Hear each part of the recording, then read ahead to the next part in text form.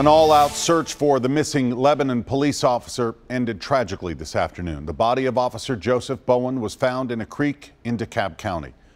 We have a look at his picture here. Officer Bowen was off duty at the time. In fact, we're told he was on his way home from work, but he never arrived. Let's go to News Channel 5's Jonquil Newland. She is live tonight in DeKalb County. What else have you learned, Jonquil?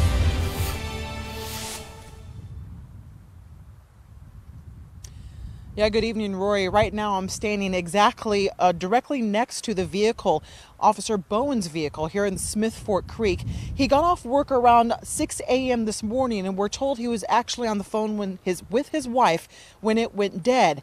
That's when, assuming, his car was swept into the river and the phone call was dropped. Now, we also know that Bowen was a 10-year veteran of law enforcement. He was with the Lebanon Police Department for about 5 years. After he disappeared earlier this morning, that's when the THP, or Tennessee Highway Patrol, along with a plethora of other agencies, tried to help in the search. Now, the helicopter with Tennessee Highway Patrol located his vehicle this afternoon here in Smith Fork Creek, and a short time later, his body was recovered about a mile down the creek.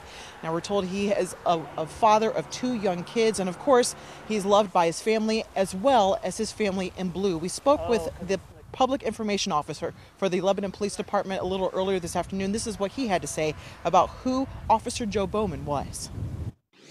Joe was a great officer. You know, he was on the quiet side, but every once in a while he'd come off with a little zinger here and there and just made everybody smile.